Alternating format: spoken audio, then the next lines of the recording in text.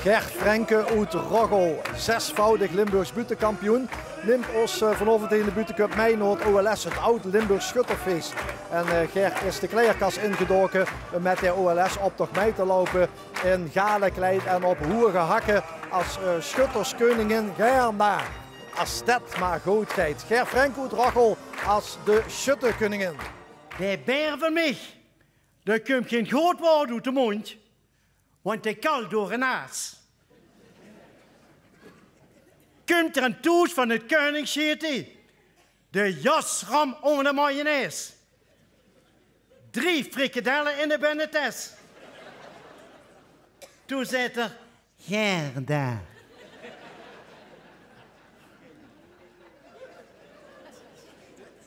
Ik moet je het vertellen. De volgende week zondag moeten we naar het OLS in Dilse Stockholm. Want ik heb mijn koning geschoten om een versleten vogel. Bij schutterie Sint al de gundig niks. In Herle Zuid. Want in Noord hebben ze er geen.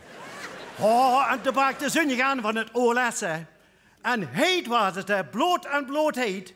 Want net voordat we je vertrekken, toen ben je nog 2 knieën aan of ze een diepvries mochten. Nou zeg, en we komen in Dilse Stockholm op dat OLS-trein. Beer en ik daar kijken hoe wij eens moesten opstellen. Toen waren we ze bieleman kwijt. En midden in de gang riepen ze het om. Attentie, attentie. Vanuit de federatietent wil degene die in de bijleman kwijtgeraakt is, deze uit de ballenbak komen halen.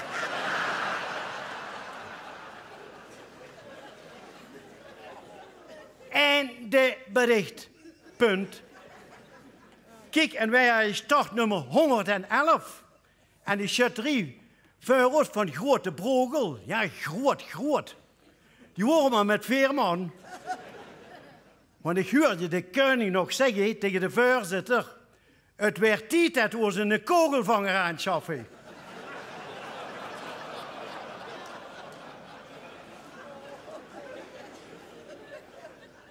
Anders hoor je ineens maar over. Kijk, en Beer en ik waren gezien dat de koning van Grote Brogel maar 1 been had. Toen zei Beer, hoe heb ze dat dan overgehouden? Overgehouden, zit er overgehouden, ik kom het in tekort.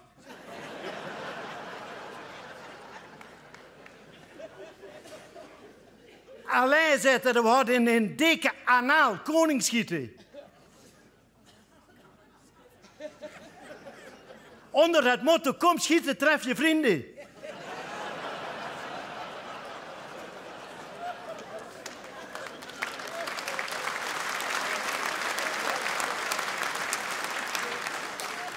Nou zeg, we stellen ons op voor de optocht.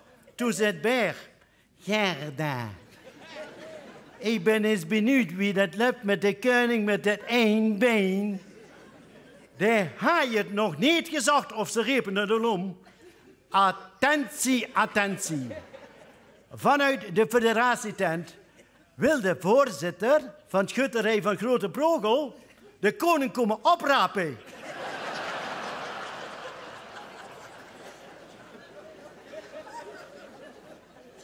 Ze hebben hem op het verkeerde been gezet.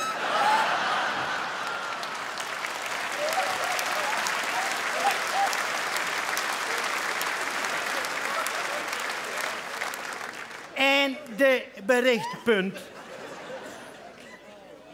Kijk, en toen moesten wij vertrekken. Toen zei Beer, Gerda, de kebab van in de bus,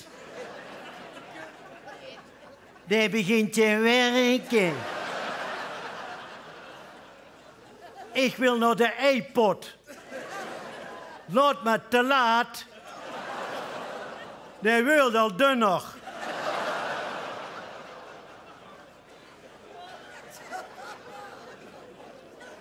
Nou zeg, en net voor het défilé trap ik toch met een hakkenschoen in een putje neven de weg.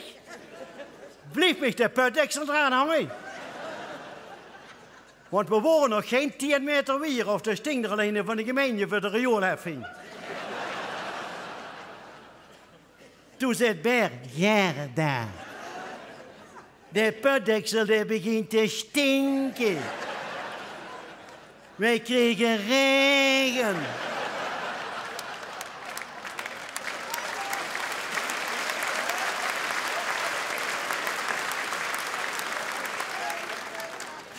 Daar had je het nog niet gezegd of er kwam een storm bijeen. Kijk, en een koning en koningin van grote brogelvogels, die stingen met 3 benen tot aan de knieën in het water. Maar beren ik niet. Want bij ons kon het water zo weglopen bij mij in de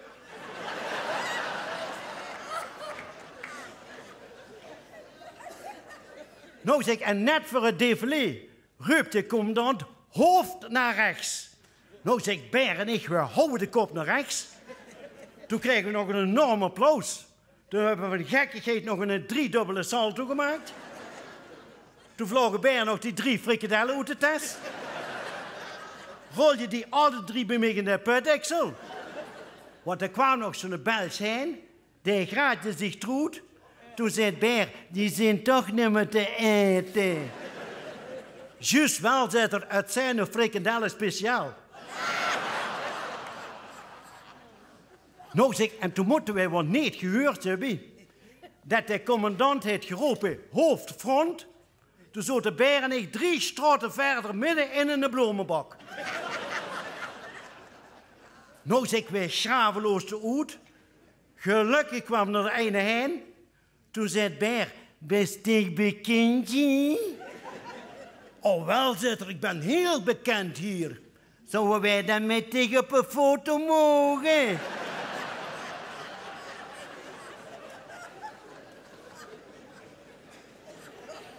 Nou zeg, beer en ik terug in een mars naar de OLS-trein. Toen zijn we nog 6 schutterieën voorbij gelopen.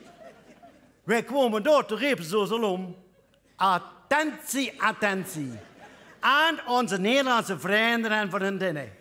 Aan schutterij Sint Aldegundig niks. Uit hele Zuid. Want de Noord hebben ze nog steeds geen. Wil de koningin zich gaan klaarmaken achter in de tent? Nou zeg ik met beer naar de wei voor de keuring.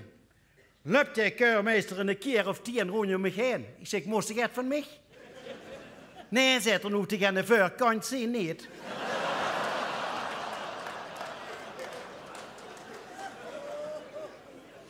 Ja, maar zegt er, du kunt mij zo bekend voor, maar ik kan dich niet toesbrengen. Ja, zegt beer, dat hoeft nog niet. We zijn met de bus.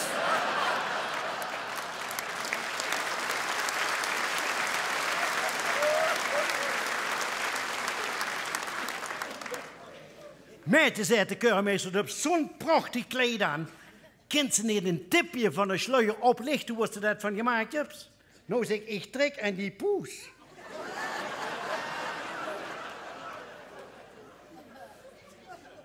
Boah, zegt de keurmeester, wat heb ze witte been? Ja, zegt beer, dat is loopgips. Tikt de keurmeester mij achter op een showers. Toen zei er, meisje, zei er, als ze niet zo'n vettige plek in de kleed had gehad, dan had ze de eerste prijs gehad met witlof.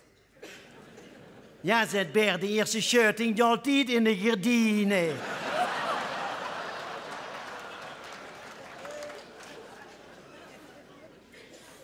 Ja, zei beer, waar gaat het om? Ja, ik zeg, daar gaat het om.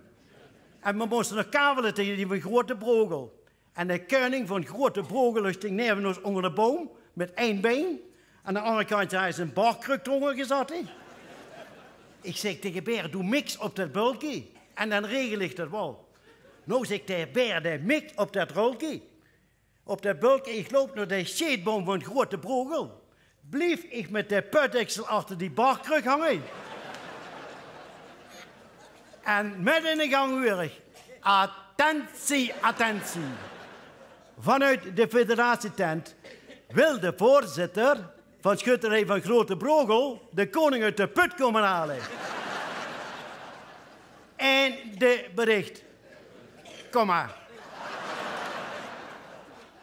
Ja, mensen, namens Beer. Het speel is schoon, ik speel een keer. Al speelt jij een bescheiden rolke. Het ware geluk zit in een bulke. En wil je dat eens richtig raken, moet je nog vlot nog herder maken. Want 3 keer richtig en 1 keer paf gaat dit geweldige buitencup nooit vanaf. Alaf, ik dank u.